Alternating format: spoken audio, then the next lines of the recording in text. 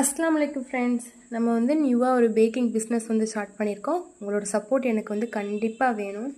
இதுக்கு முன்னாடி யூடியூப் பார்த்து யூடியூப்பில் நிறைய பேர் வீடியோ பார்த்து நல்ல நிலைமைக்கு வந்திருக்காங்கன்னு சொல்லிட்டு பேராசைப்பட்டு நம்மளும் சேனல் ஆரம்பித்தா நல்லபடியாக வந்துடலான்ட்டு சேனலை ஆரம்பித்தேன்.